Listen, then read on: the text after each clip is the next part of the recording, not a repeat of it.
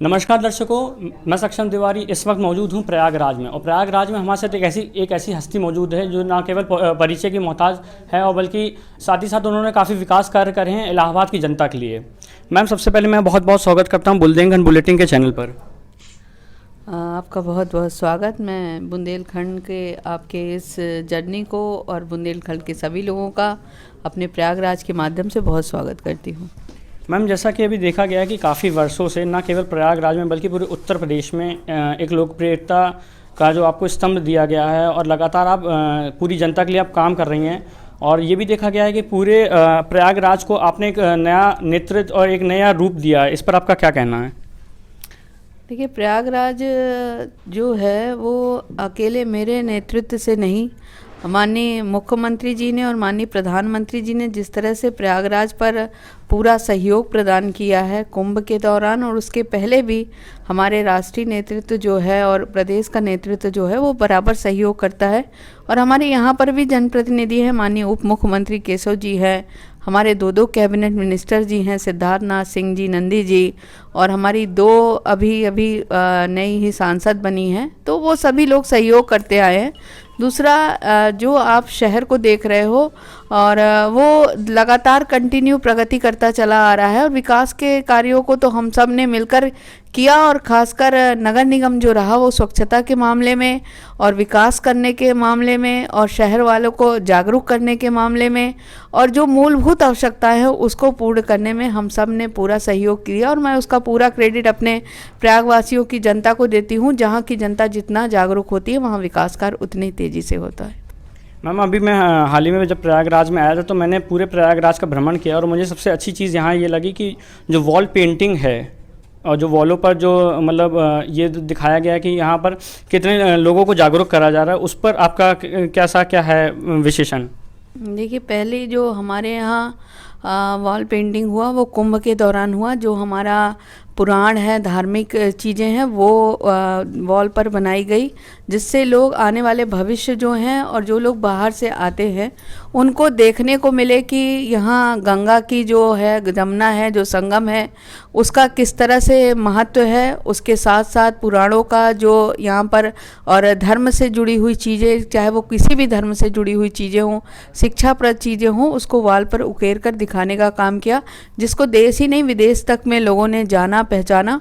और अभी हम लोग जो कर रहे हैं, स्वच्छता जो अभी चल रहा है, स्वच्छ सर्वेक्षण, उसके तहत हम लोगों ने पिछले वर्ष भी और इस वर्ष भी लोगों को जागरूक करने के लिए, ज़्यादा से ज़्यादा स्वच्छता से जोड़ने के लिए, लोगों को अवेयर करने के लिए और साथ साथ शिक्षाप्रद भी चीज़ों को उस पर दीवारों पर बनाने का काम किया है। बड़े बड़े जो पुरानी वॉल्स हैं वो ख़राब दिख रही थी तो उनको एक नया कलर देकर उसको नया स्वरूप प्रदान करने का काम किया। बड़ी बड़ी जो हमारी बिल्डिंग्स थी, स्कूल की जो बिल्डिंग्स हैं उनकी वॉल्स है, उसको करने के जहाँ से ज़्यादा बच्चे और जहाँ से गुजरने वाले लोग, चाहे वो रेलवे स्टेशन का साइड हो, चाहे वो बस स्टैंड का साइड हो, वहाँ पर हम लोगों ने करने की कोशिश की है और ज़्यादा से ज़्यादा किया भी है और पूरे महानगर क्षेत्र में किया है, जिससे लोग ज़्यादा से ज़्यादा अवेयर हों। जितना लोग जागरूक होंगे उतना मुझे लगता है स्वच्छता पे भी बेहतर काम होगा और विकास की तरफ भी लोगों की निगाहें बढ़ेंगी। मैम, अभी हाल ही में अभी प्रयागराज को चौथे या पाँचवें नंबर पर मेरे हिसाब से अभी शायद नंबर रखा जा रहा है और इस पर आंकलन भी करा जा रहा है कि नंबर फर्स्ट पर आने के लिए जो स्मार्ट सिटी पर जो इस पर काफ़ी समय से चर्चा चल रही है, तो नंबर फर्स्ट पर आने के लिए क्या कुछ नई योजनाओं के साथ आप प्रयागराज को कुछ नई सौगात देंगी? देखिए, स्मार्ट सिटी में प्रयागराज तीसरे स्थान पर है और पूरे 100 सिटी में से। और जहाँ तक स्वच्छता रैंकिंग का सवाल है कि हम 147 की रैंक पर थे और पिछली बार हम पूरे देश में 20वें स्थान पर पहुँच गए और प्रदेश में हम चौथे स्थान पर हैं। और इस बार हमारी कोशिश है कि हम टॉप 10 के अंदर आ जाएं और पूरा स्वच्छता का जो पायदान है वो लोगों ने अच्छे से समझ लिया। डीटीडीसी को बहुत प्रमुखता से लोग सहयोग कर रहे हैं और गंदगी कहीं नहीं कर रहे हैं, डस्टबिन का प्रयोग कर रहे हैं। तो प्रयागराज की बुद्धिजीवी जनता है, प्रयागराज हमेशा से बुद्धिजीवियों का शहर रहा है और हमारे यहाँ पर स्टूडेंट बहुत ज़्यादा हैं, बच्चे हैं जो बाहर से भी आते हैं, वो भी जागरूकता फैलाने में सहयोग कर रहे हैं और हमारे सभी पार्षद अधिकारीगण, पूरी तरह शहर की जनता इस पर जागरूकता दिखा रही रही है, तो मुझे लगता है आने वाला समय प्रयागराज के लिए और बेहतर होगा और हम स्वच्छता रैंकिंग में भी ऊपर के पायदान पर होंगे। मैम एक छोटा सा संदेश प्रयागराज वासियों के लिए और खासकर बुंदेलखंड के वासियों के लिए मैम।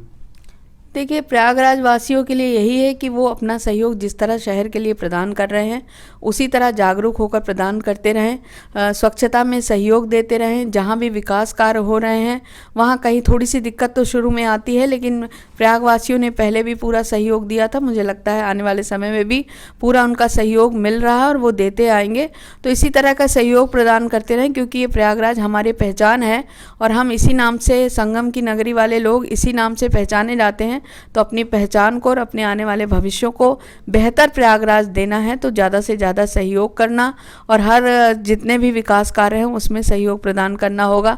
जो भी नीतियाँ और हमारी नई प्रोजेक्ट चलते हैं, चाहे वो केंद्र सरकार से हो, चाहे वो राज्य सरकार से हो, चाहे लोकल बॉडीज़ के हो, उसमें लोग जितना सहयोग करेंगे मुझे लगता है प्रयागराज आप सबका शहर बहुत खूबसूरत होगा। और बुंदेलखंड जैसा कि आप सब जानते हैं पत्थरों का पूरा है, पानी की सबसे ज़्यादा बुंदेलखंड में दिक्कत है। तो मुझे लगता है पानी की बचत पर सोचना चाहिए। हमारा शहर 3 तरफ से घिरा हुआ है पानी से प्रयागराज, लेकिन फिर भी पानी का जितना बचत कर सकें उतना हमारे शहरवासियों के लिए, आने वाले भविष्यों के लिए बेहतर है। मैं बुंदेलखंड के लिए इतना ही कहना चाहती हूँ, सरकार तमाम योजनाएं बना रही है, प्रदेश की सरकार पूरी तरह कोशिश कर रही है बुंदेलखंड में जितनी भी आवश्यकताएँ हैं उसको आपूर्ति पूरी तरह से करे।